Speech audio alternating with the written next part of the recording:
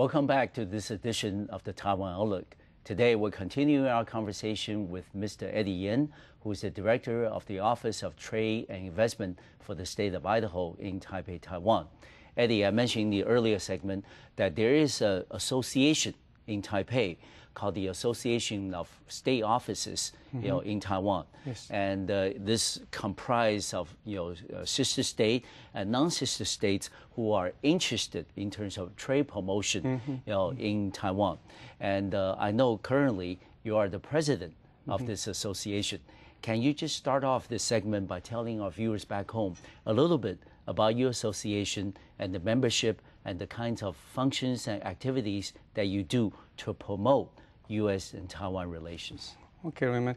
Currently, we have, as you mentioned earlier, we have 17 states that having offices in Taiwan. Yeah, that's quite and we have the association. We call it our association, American State Offices Association in Taipei.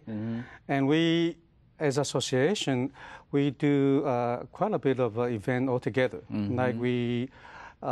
Because each individual state has a small office. Yes. So the resources for trade promotion, investment promotion of each state is very limited. Yes. So we put together every office limited resources together. Yes. And we do quite a bit of trade shows and presentation and even kind of a joint visit all together. Like in the past, I would say, 12 months, we have done 6 different events altogether. Really? We have done 3 investment seminars, one in Taipei, one in You guys are very busy, very active. And also we also did 2 education promotion in the South. Actually, in the past 10 months, we have done quite a bit of promotions and joint visit to the South. We even established a very close relationship with Kaohsiung Industrial Chamber of Commerce. Of course. So internally, we make a decision that we will spend more time in Kaohsiung and to do kind of joint trade show, introduction, or even visit. Yes. So hopefully that will bring more business opportunity. Of course. To the company in the South, and we also try to establish more cooperation with the local government, like the Pingtung County and Pingtung City. Yeah, especially when the agricultural representation is very, very heavy in those cities and counties. Yeah, I have met their county magistrate. Magistrate, okay. Yes. And some of their department head. Yes. And talk about some potential cooperation in the future. Yes. But let me ask you though, Eddie. I mean, you have a very solid association, and you said the major purpose for setting up the association is pooling everybody's resources together. Yes. So you have a more solid basis to promote trade or education or investment. But let me ask you though. I mean, you have 17 states, in this association. Everybody participates, but everybody's also got pressure maybe from the host, home state in terms of trade promotion. Will that sometimes become an issue, a problem among the different states, different members in terms of how to compete, for investment opportunities or trade opportunities, when you go south or in different parts of Taiwan? Has that been a problem? I mean, it's a healthy competition, but is that being a problem with the state members? Raymond, I would say no, it has not been a problem. That's wonderful. As you mentioned, actually, we have had a very healthy competition. Yes. And I think internally, our member has a great consensus.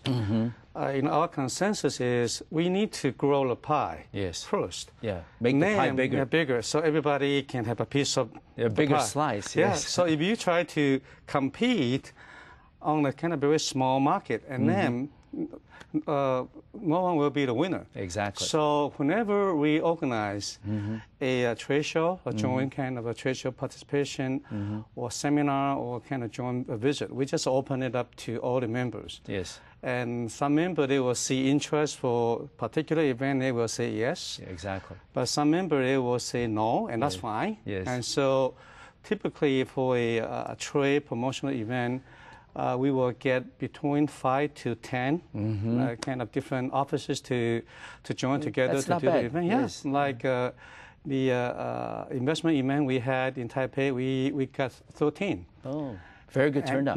Yes. And as I mentioned earlier, the green building material and equipment seminar. Green energy, yes. We had 5 states together. Oh, okay. So really, I think we had a great association and we had a great member, and I have never had any problem in terms of, you know, just for like kind of a bad internal competition. No. Okay, that's good to know. And also, Eddie, let's talk a little bit about your home state, Idaho. I think for the viewers back home, everybody probably knows Idaho, like I do, as the agricultural state that produces most of the world's supply of potatoes. You know, for the potatoes that we eat, you know, French fries at the fast food restaurant or potato salads. You know, but actually, Idaho's agricultural base is only part of your overall state economy. What are the other areas of economic activities that we should be aware of that would change our thinking or attitude towards the state of Idaho? Before you respond, if we can zoom in on Eddie's tie, you know, the tie is very unique in the sense it's made of a small potato. You know, this is representing of your state and also the traditional image of the state of Idaho in people's mind. This is my I call third generation potato tie. Oh, okay. Since I represent got this Idaho, job, yes. and whenever I go out for meeting, I always will try to wear the potato tie. And our potato commission has done a great job in producing those exactly kind of potato tie. This is the third generation, the newest one. Yes. Raymond, I think you just mentioned that Idaho traditionally has been so famous for potato. Yes. You know, everyone in agriculture. the US, agriculture. And I would say in many kind of area, Idaho is very similar like Taiwan. I know Taiwan traditionally has a solid base in agriculture, forestry, and kind of mining, and like the coal back to the old day.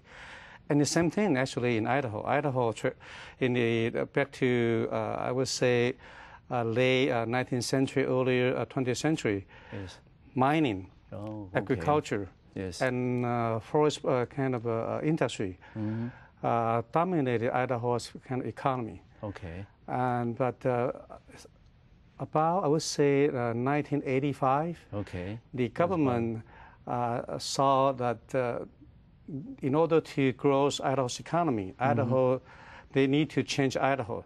So that's why starting from I believe that's mid. 1980, we started to have some high-tech companies. Moving from California or other parts of the U.S. And Micron is totally a kind of a local company. It was sponsored by the Potato King, J.R. Simpler. Okay, yes. And so from there, that Idaho's economy has been gradually kind of transformed into a high-tech base. Although agriculture continues to be very important because I was just there in your beautiful state about 2 months ago. Yep. I can certainly see the growth, you know, especially in the area of green energy. You know, I saw a lot of wind power driven factories and things, and then also your solar energy is very, very active in the world market. But other than that, what are the other area of industrial and economic activities that we should be, more, in tune with what's happening in Idaho today? Right now, actually, our governor recently announced a kind of a E60 kind of a project. That means in the next 5 years, our new governor plan to grow Idaho kind of GNP to 60 billion. Really? Very ambitious. Yes. And in order to reach that very ambitious kind of economic goal, we have done quite a bit of planning, inclusive of investment promotion. That's what I just mentioned earlier. We have really never, especially from my office, I have never put investment promotion as one of my priority, never, until last year. And I think we have really got fairly good kind of responses from the local companies. Actually, if I can mention this to you or to the audience, our governor is planning to lead a trade mission to Taiwan on October 19, and very close. Yes.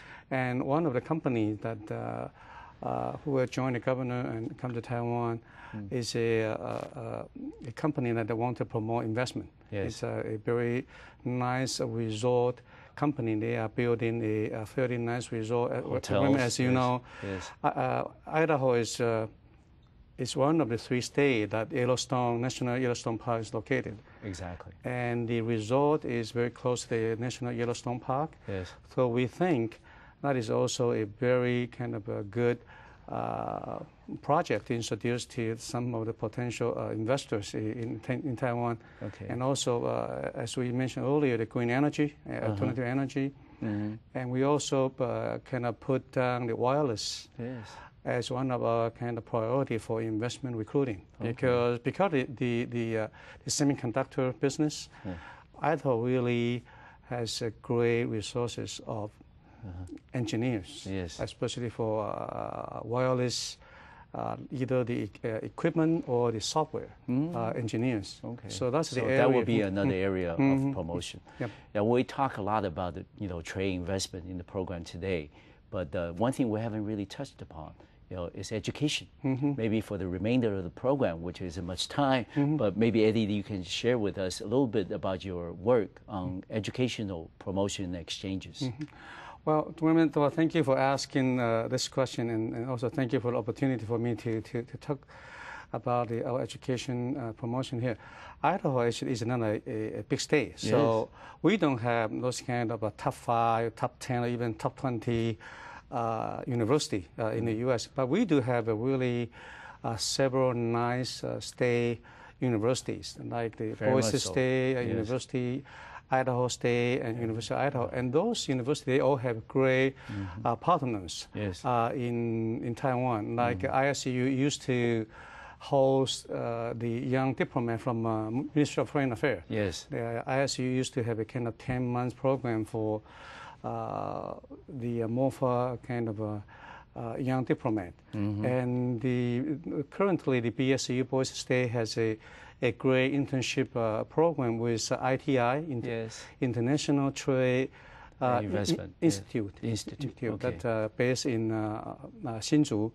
The internship program is BSU will take students from ITI and arrange them. I can see the in terms of educational exchanges, it's certainly becoming very, very active between the state of Idaho and Taiwan. And today we're very, very happy and we're very, very thankful to Mr. Eddie Yan to come on the program, and share with the viewers back home about the trade promotion, about the development of ties between the U.S. and Taiwan in general. Thank you very much, Eddie, for coming on the program. In the future, if we have this, a very appropriate topic, well, we'd love to have you back as our guest. Well, thank you very much for the opportunity. We're very thankful for Mr. Eddie Yan for coming on today's program. Eddie, thank you very much. Well, also in the future, if we have an appropriate topic, we'd love to have you back on as a guest. And thank you for watching at home. I'll see you next time on the Taiwan Outlook.